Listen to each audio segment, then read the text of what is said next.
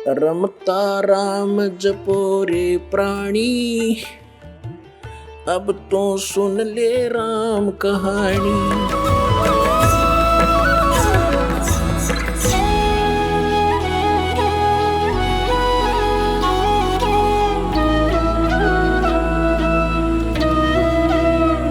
तो इस प्रकार गरीबदास साहिब जी को परम पूज्य परमेश्वर कबीर जी ने सर्व ब्रह्मांडों की रचना का ज्ञान कराया। बच्चा बड़ा ध्यान से सुन रहा है और फिर प्रेरणा हुई कि हे परमात्मा, आप तो समर्थ हैं। जब आप एक कंवारी गाय का दूध निकाल सकते हो मालिक, आप सब कुछ कर सकते हो। छोटे से बालक का हुआ ये बहुत बड़ी बात खटक गई उसका, और कहा परमात्मा मुझे अपना गांव दिखा दो, आप कहाँ से आए हो, मुझे भी ले चलो एक बार आपके गांव में। और गरीबदास साहिब जी ने पूछा कि प्रभु, ये इतना स्वादिष्ट दूध मैंने कभी नहीं पिया। दूध डेली पीता हूं मैं, लेकिन जो दूध आज इस कंवारी गाय से मुझे प्राप्त हुआ आपकी कृपा से, ऐसा स्वादिष्ट दूध मुझे कहीं नहीं मिला। तब परमात्मा ने कहा बेटा, ये यहाँ के लोगों का दूध नहीं, ये मेरे गांव से दूध आया था, सतलोक से। हे परमात्मा, जब वहां का यहाँ कैसे पहुंचा, ये मेरी शक्ति का काम है। तब कहा मुझे भी एक बार आप ले चलो वहां पर। तब परमेश्वर ने उस आत्मा को साथ लिया, ब्रह्मा विष्णु महेश का स्थान दिखाया, उनकी सतीथि से परिचित कराया। यहाँ के न्यायाधीश जो सबका लेखा जोखा करता है, सबको दंड देना है या कोई स्वर्ग प्राप्ति करवानी है, जहाँ सबका अकाउंट होता है, वहाँ पहुँच गए गरीबदास जी को लेकर के। जो ही परमात्मा कबीर देव जी जिंदा महात्मा के रूप में, जिंदा संत कैसे होते मुसलमानों के अंदर होते हैं, ओवरकोट सा पहनते हैं,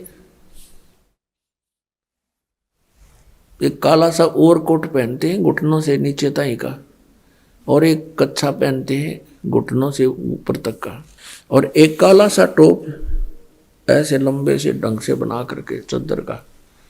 वो ऐसी वेशभूषा वाले को जिंदा महात्मा कहते हैं। और परमात्मा जब भी जिस आत्मा को मिले इसी वेश में मिले हैं।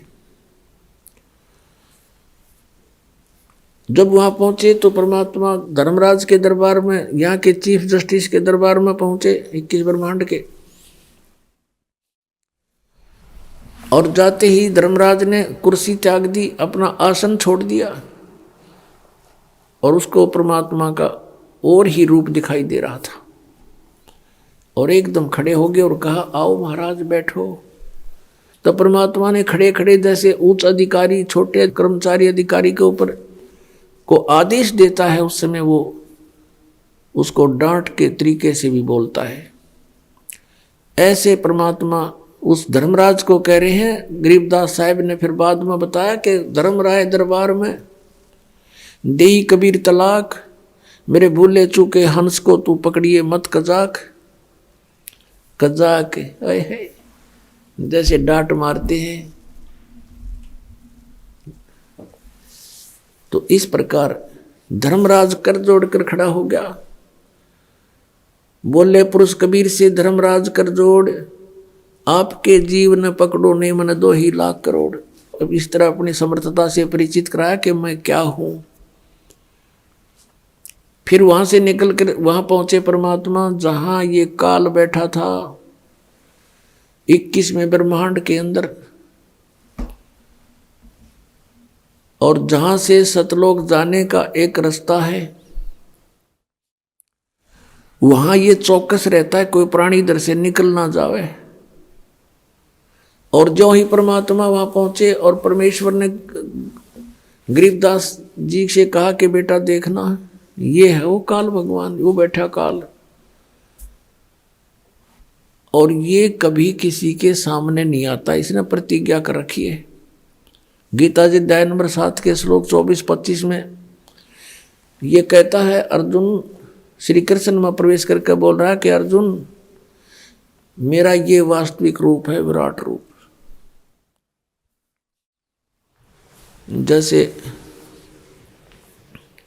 11वें अध्याय के 47, 48, 32 और 21 में अर्जुन भी उसको आंखों देख करके विवेचन करता है, बता रहा है, और वो खुद भी कहता मैं काल हूं और अब प्रगट हुआ हूं और ये है असली रूप मेरा, जिसको देखकर अर्जुन जैसे योद्धा भी कांप रहे थे। तो ये 7वें अध्याय के 24-25 में कहता है कि अर्जुन, मैं अपनी योग माया से छुपा रहता हूं, मैं कभी किसी के समक्ष नहीं होता अपने इस ओरिजिनल रूप में जो मेरा काल रूप है।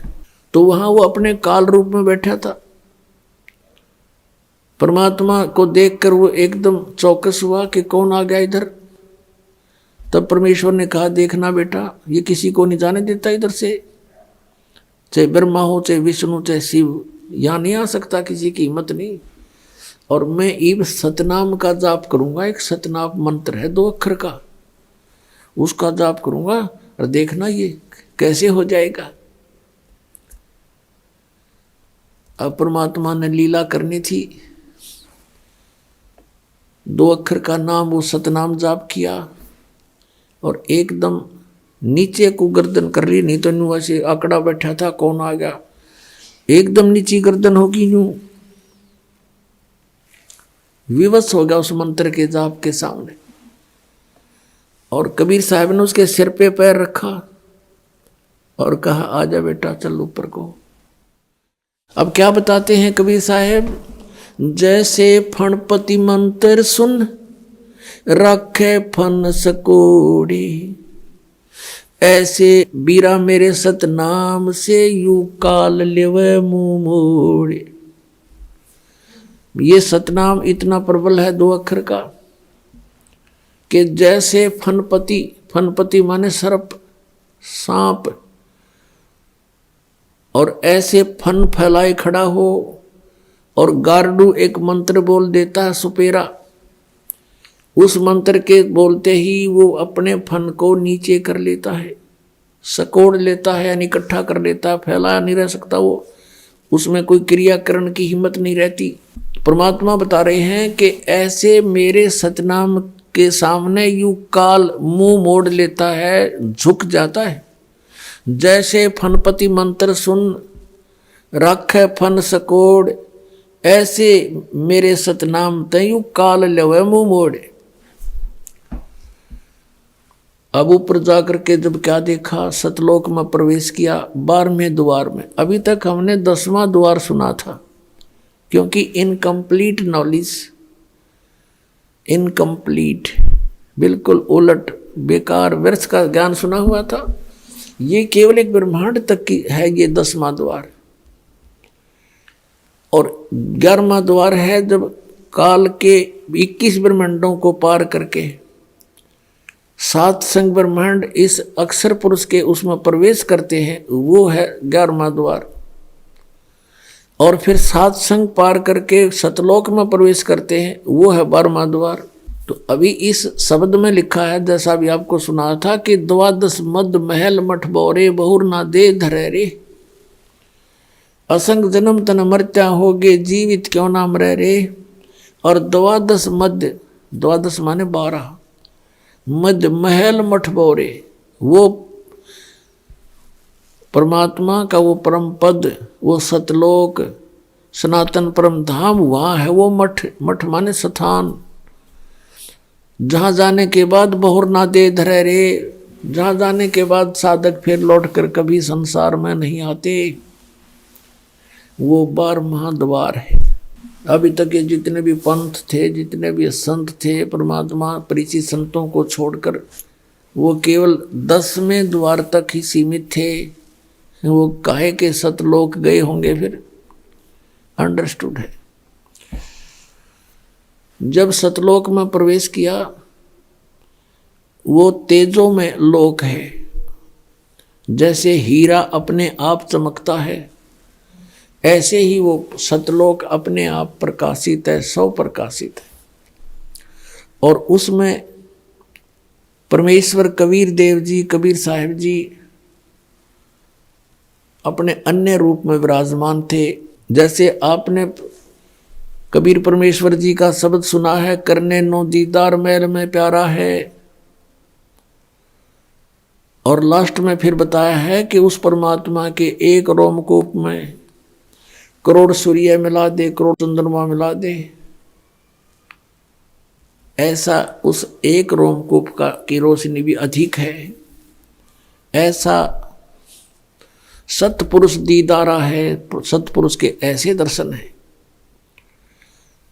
तो वहां जब परमात्मा तख्त पर विराजमान थे, सिंहासन पर विराजमान थे, नीचे से जिंदा वाले महात्मा के रूप में भी वो परमात्मा गए नीचे से, अपने ही दूसरे रूप पर जो सिंहासन पर विराजमान है, करोड़ सूर्य करोड़ चंद्रमा मिला दे एक रोमकूप की इससे भी अधिक रोशनी वाले तेजो में शरीर में, मनुष्य सदृश शरीर में विराजमान है। उन पे चौर करने लगे, जिंदा वाले रूप में नीचे से गए थे जो। अब गरीबदास जी ने सोचा कि ये है भगवान, ओहो कितना सुंदर है, कैसा चेहरा है, कैसा नूर है इसका। और यहाँ ये जो महात्मा नीचे से आया है, ये कोई यहाँ का नौकर लगता है। गरीबदास जी इतनी सोच ही रहे थे, उसी समय तेजो में शरीर खड़ा हुआ, जिंदा वाले शरीर में नीचे से गए थे साधु रूप में, वो विराजमान हुए उसी सिंहासन पर, असंग ब्रह्मांड के कंट्रोलर के सिंहासन पर। और वो जो तेजो में शरीर जो भगवान दिखाई दे था, परमात्मा नजर आव था, वो लगा चंवर कर जिंदा के ऊपर नौकर की तरह। अब गरीबदास जी सोच रहे हैं भगवान कौन सा इनमें, ये महात्मा भी खूब है भाई, इसके ऊपर परमात्मा चंवर कर रहा है, इसकी सेवा कर रहा है। इतने में क्या हुआ कि वो तेजो में शरीर जिंदा वाले शरीर में समा गया। अकेले कबीर परमेश्वर जी जिंदा महात्मा के रूप में जो नीचे से गए थे वही विराजमान है, चंवर अपने आप घूम रहा है ऑटोमेटिकली। तब परमेश्वर ने कहा कि बेटा मैं सारे ब्रह्मांडों का मालिक हूँ, सब ब्रह्मांड मैंने रचे हैं, सभी प्राणियों जीवों की उत्पत्ति भी मैंने की है। फिर सारी कहानी बताई कि यहाँ से वो जो वहाँ दुख पा रहे हैं काल के लोक में, वो कैसे वहाँ गए, सारी कथा सुनाई कि तुम सभी यहीं रहा करते थे, ये सब के आपके मकान ये स्थान खाली पड़े हैं, जितनी प्राणी वहाँ गए हैं, चींटी से हाथी तक, रंक से राजा तक, ये सभी यहाँ रहते थे, ये सारे खाली पड़े इनके। इनमें मस्ती लगी, सुख था घना। और यहाँ एक ज्योत निरंजन नाम का अंडे से निकला हुआ प्राणी था, आत्मा था, उसने कुबद छाई, एक पैर पे खड़ा होके तप करने लगा। उसके ऊपर ये सब आसक्त हो गए, उसकी उस ड्रामाबाजी को देखकर, उसकी एक्टिंग को देखकर, जो आजकल के लोग में कष्ट पा रहे हैं। मैंने बहुत बार उनसे कहा कि तुम मस्त रहो बच्चों, इसकी क्रिया को मत देखो। ऊपर से तो वो सावधान हो जाते थे, अंदर से कसक घनी बन गई, उस पर आसक्त हो गए, हृदय से चाहने लगे। जब उसने कहा कि मुझे जीव दे दो, तो मैंने उनसे पूछा था क्या तुम जाना चाहते हो, सभी ने सभी करती दे दी थी, इसलिए उसके साथ भेजने पड़ गए मुझे। और देखो बेटा यहाँ कितना सुख है और वहाँ क्या हो रहा है, कभी फ्लड आ जाता है, कभी अकाल गिर जाता है, किसी की रोग से मृत्यु, कभी महामारी फैल जाती है, कहीं जल उपलब्ध नहीं है तो कहीं फ्लड ही फ्लड है। ऐसे स्थान पर चले गए इस सर्व सुखदायी प्लेस को छोड़कर, स्थान को छोड़कर। अब गरीबदास जी बालक थे, आंखों में आंसू आ गए और कहने लगे भगवान हम तो घने नालायक हैं, हम तो महान पापी आत्मा हैं, हमने देखो कैसे भरी थाली का ठोकर मारी, यहाँ सब कुछ उपलब्ध है, हरे भरे बाग हैं, सर्व यानी सदाबहार फल फ्रूट हैं, सदाबहार बेल हैं, सब तरह के यहाँ पर दूधों की नदी बह रही है, और हम वहाँ उस कंगाल लोक में चले गए और कहा भगवान मुझे यहीं रख लो दाता, वहाँ मत भेजो। तब परमात्मा ने कहा बेटा ऐसे नहीं, आपको जाना पड़ेगा और मैं आपको ऐसा मंत्र दूंगा सतनाम 2 अक्षर का, उस सतनाम के जाप को करना और मेरी महिमा को सुनाना सबको। आपने ये देख लिया भगवान कौन है, और भक्ति करके आप यहाँ आ सकते हो। आप जब यहाँ से गए तो बहुत पुण्य थे आपके, अब वहाँ पुण्य रहे नहीं, उसने लूट लिया तुम्हारे को। और फिर वो इतना ही समर्थ सक्षम होकर तुम यहाँ आ सकते हो भक्ति के बल से। और एक मंत्र में ऐसा दूंगा तुम्हें, वह भी बताना नहीं किसी को, लेकिन लिख देना सारी वाणी में। मैं तुझे एक वाणी दूंगा, एक ज्ञान भरूंगा तेरे अंतःकरण में, उसको फिर तू बोल बोल के सुनाना। गरीबदास जी से कहा, बेटा आपको जाना पड़ेगा, आपके भाई बहन हैं, वो काल से भ्रमित है, उनको ये ज्ञान सुनाना अति अनिवार्य हो गया है। तब गरीबदास जी ने कहा, जो आपकी आज्ञा प्रभु, मेरे साथ रहना मालिक। बहुत गंदा लोग है वहाँ, तो विचलित हो जाऊं कहीं मैं परमात्मा। परमेश्वर ने कहा, बेटा घबरा मत, मैं तेरे साथ रहूंगा। ज्यों बच्छा गऊ की नजर में, यूं साईं को संत, और भक्तों के पीछे फिरे वो भगत वत्सल भगवंत। अब उधर से क्या होता है फिर बताया कि बेटा मैं 120 वर्ष बनारस में काशी में रहा हूं। 120 वर्ष में काशी में एक कबीर नाम से धानक जुलाहे रूप में लीला की मैंने, और मेरा उद्देश्य वहाँ था जनता को समझाना, तत्व ज्ञान बताना, और वो ज्ञान मैंने वहाँ लिपिबद्ध करवाया था अपने मुख से बोल के, यथार्थ ज्ञान। अब उसमें काल के दूत प्रवेश हो चुके हैं, उन्होंने उस वाणी को बहुत सा खराब कर दिया है, उस ज्ञान को। अब मैं तेरे अंदर वो ज्ञान पुनः भरूंगा, और आप वहाँ जाकर इसको प्रकट करना, और आने वाले समय में आपके भाई बहन आत्माओं को, पुण्य आत्माओं को काम आवेगा। अब गरीबदास जी ने ये बात बहुत अच्छी लगी।